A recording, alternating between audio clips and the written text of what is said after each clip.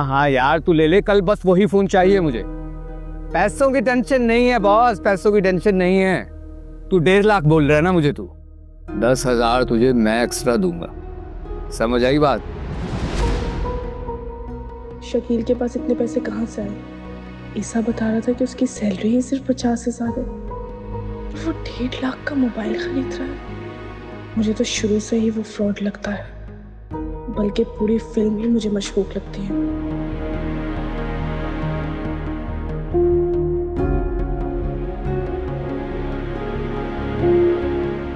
मामू 5 लाख कैश लेके गए और कहा डकैती हो गई, वो भी झूठ लगता है।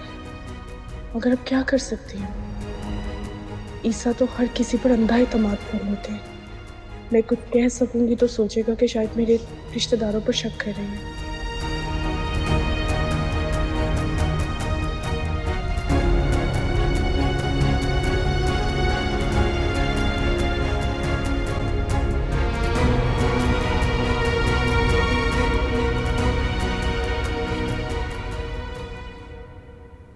हमारी अम्मा कहती थी कि इन दिनों में ना काम करना चाहिए, बिस्तर पे नहीं रहना चाहिए।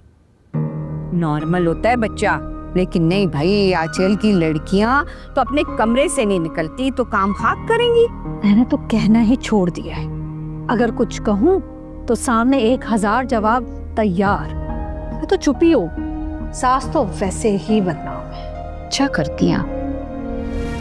कितनी मुनाफिक है आंटी, खुद मुझे मना किया कि घर के किसी काम को हाथ नहीं लगाना, और अब उल्टा मुझ पर ही इल्जाम लगा रही हैं।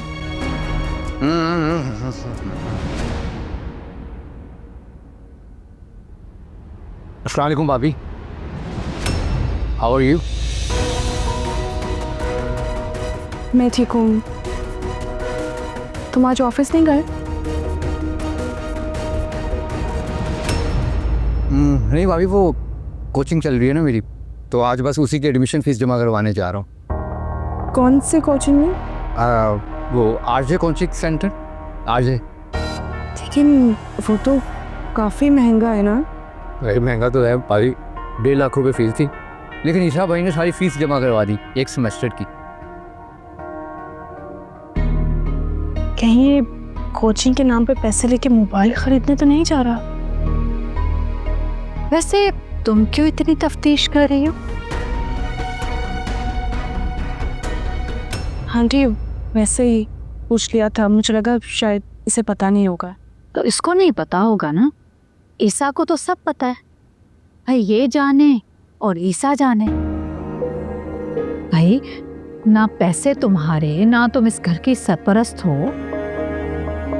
और मैं भी जिंदा हूं अपने बेटे को मशवरे देने के लिए, और माशाल्लाह से वो मेरी सुनता भी है। आंटी, आप गलत समझ रही हैं, मेरा ये मतलब बिल्कुल भी नहीं था। सबाहत, तुम्हारा जो भी मतलब था मैं बहुत अच्छे तरीके से समझती। शकील, जी पप्पू जान। तुम जाओ, तुम्हें देर हो रही है। ये था।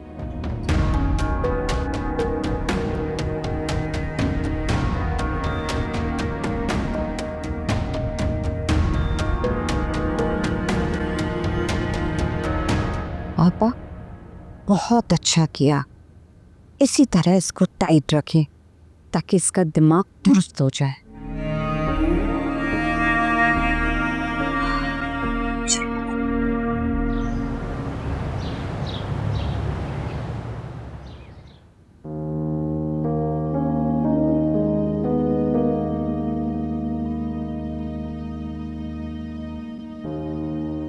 हमारी भी माँ है, सिर्फ आपका हक थोड़ी है।